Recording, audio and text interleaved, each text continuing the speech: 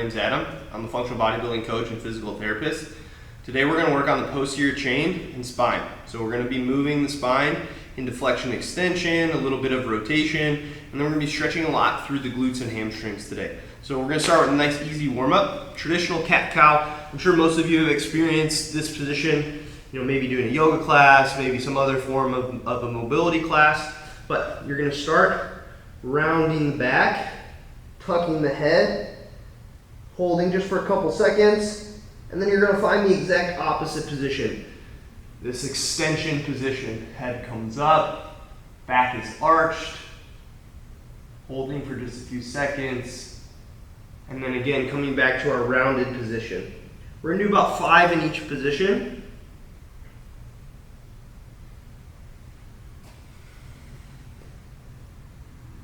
This is pretty easy and you want to try something a little bit more challenging. What you can do is try to move one vertebra at a time. So instead of the whole spine moving up and down, you try to move just one vertebra at a time. So I'm going to go back to my flexion position, and now I'm going to start moving just from down here, just from my lower back. I'm going to move nice, slow, and control, trying to do one vertebra at a time, coming up into that upper back, and then finally with the head.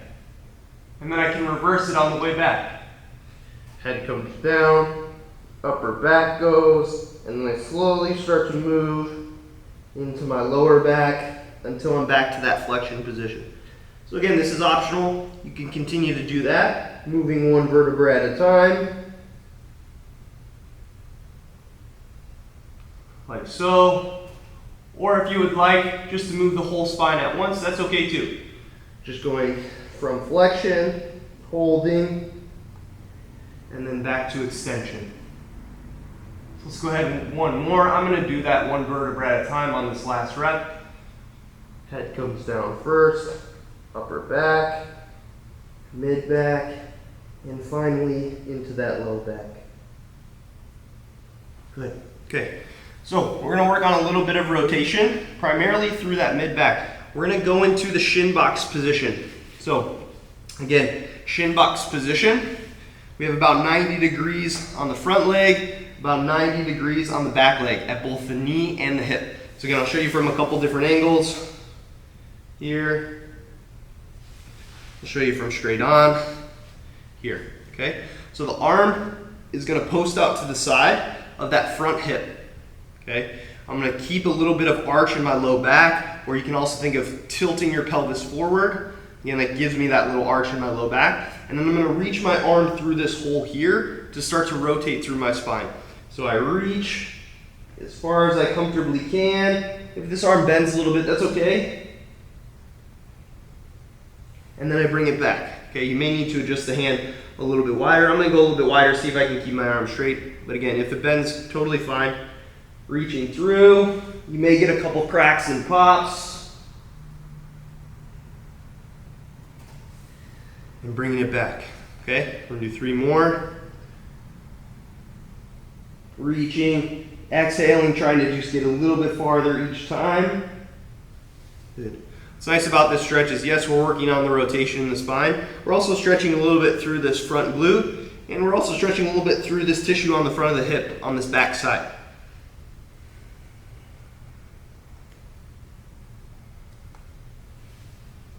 Good.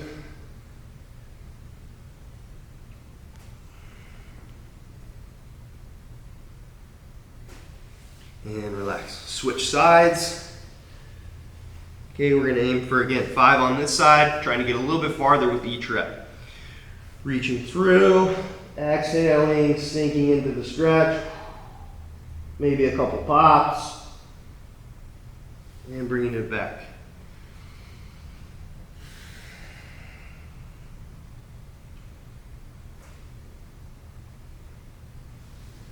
Good, we'll go 3 more.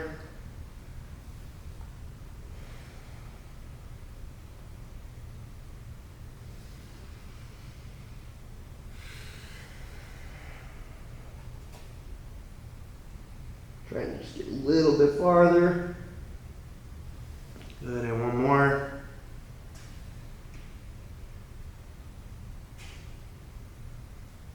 And bring it back up. Okay, so next one we're gonna come to our standing position. We're gonna work on the Jefferson curl. So on this one, we will try to move one vertebra at a time, similar to some of you might have done on that first drill. I'm gonna start with my head. Okay, my hands are just gonna be in front of my hips. I like to place it here and just kind of run my arms down my legs. So I'm gonna start with my head. I'm gonna start to round through my upper back. I'm gonna start to round through my mid back, round through my low back. I'm trying to keep my knees as straight as I can. And then I'm just gonna continue to bend from the hip as far as I comfortably can, okay? And then I'm gonna reverse it back up, same way that I went into it. Okay, low back starts to straighten, mid back starts to straighten, upper back straightens, and then head comes up, okay? We're just gonna do 3 just like that. So again, with the head, rounds first, then the upper back, mid back, low back, keeping knees straight, hinging at the hip as far as I comfortably can, trying to keep those knees straight, a little stretch through the hamstrings here, and then I reverse it back all the way back to the head. One more.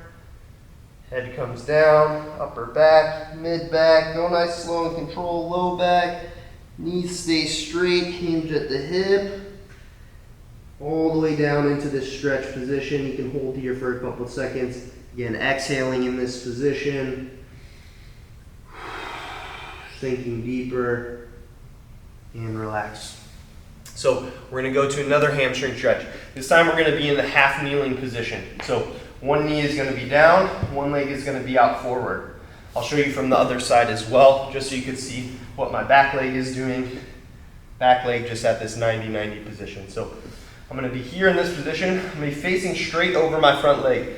Priority when you're doing this stretching is maintaining the low back and pelvis position, okay? So I want to keep this arch in my low back. I want to keep my pelvis tilted. That's going to pull all the slack out of this front hamstring. If you're allowing your low back to round, you're not going to be able to stretch much through this hamstring, and you're going to be stretching mostly through this low back position. So again, arch that back, tilt that pelvis forward. And now for me, I already start to feel a little bit of a hamstring stretch in this position because I've taken out a lot of slack with my pelvis. But if you want a little bit more of a stretch, you can just start to lean forward. Again, just to get a little bit more stretch in that position, as long as you're not compromising through that low back. So we're going to hold for about a minute. At the end of the minute, just like we've done in previous weeks, we're going to add some contractions just to gain some control in this end range. If you're not comfortable contracting, or if you want to just relax today, take it a little bit easier, you can just relax and do a passive stretch for the entire time, okay? So again, exhaling, relaxing, pushing farther into this position.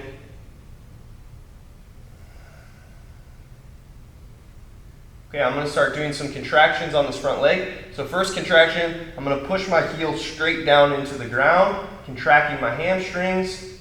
I'm going to push and hold. Not compromising through my low back. Hold for about 10 to 20 seconds. And then I'm going to squeeze my quad, the muscles on the front side of my leg, trying to lift the leg away from the ground. Again, because I'm already in my end range at my hamstring, probably not going to be able to lift the leg. But priority is just that I'm doing the contractions, gaining more control in this position. So I'm squeezing and holding about 10 to 20 seconds, and then relaxing. Okay? We're going to do the same thing on the other side. If there's other hamstring stretches you like, you can also sub that out for this stretch. We're going to do another hamstring stretch after this exercise, but if you already know some stretches that you really, really like, that feel really good for you, you can sub them out for this particular hamstring stretch. So again, I'm going to tilt my pelvis, arch that lower back, pull all the slack out of my hamstring. If I need to a little bit more, I can lean forward, and I'm going to hold.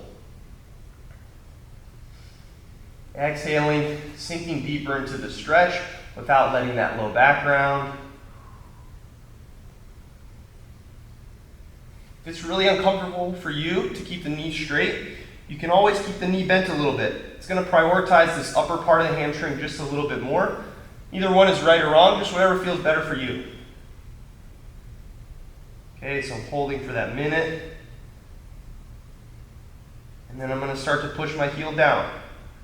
Add that contraction. Again, it's optional. If you want to just continue to passively stretch, totally fine. Hold for about 10 to 20 seconds. And I'm going to squeeze my quad, try to lift the leg away, still staying in this stretch position. Hold 10 to 20 seconds. And relax. Good. So you might notice I was wobbling around a little bit. If you want to use a bench, some object next to you just for a little balance support, totally fine. As long as I can help you get a little bit deeper into the stretch, I'm all for it. So again, we're going to do another hamstring stretch. This time it's going to be our pike stretch. Feet are going to be straight in front of you. This time I will allow my low back to round. This time I'm just going to stretch through the entire posterior chain, through my calves, through my hamstrings, through my glutes, including my low back, even my mid back. So I'm just going to allow myself to round forward. I like to grab onto my feet, pull myself down a little bit more into this position. If it's a little bit more comfortable for you to just move the feet out just a little bit, that's okay. Again, exhaling, relaxing into this position, pulling myself down. And I'll hold for just about 10 seconds on this one. And then we're going to come up, we're going to roll back. If you're not comfortable rolling your feet straight back, you can just roll back, bring the knees to the chest. If you are comfortable, you can bring the legs all the way over. Again, stretching through that low back a little bit. I like to move my feet just a little bit. You can really feel it pulling through the erectors on the low back. And then I'm going to roll straight back into my pike stretch. Okay. Again, each time we roll back into this pike stretch, you might be able to get just a little bit farther down, bring that head a little bit closer to the knees. Exhaling, sinking into the stretch. Hold for about 10 seconds. And then again, rolling back. I might just roll and grab my knees to my chest. Or I can go all the way over top, pulling through that low back just a little bit more. And then again, stretching through. Back to that pike stretch. Okay, I believe we're on number 3. We're going to do about 5. Okay.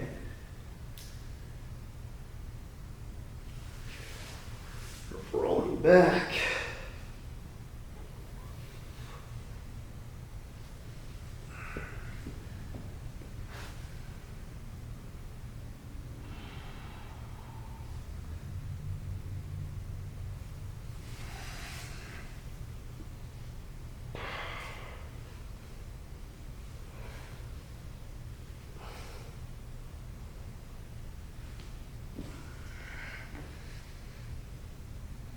Sinking into that stretch.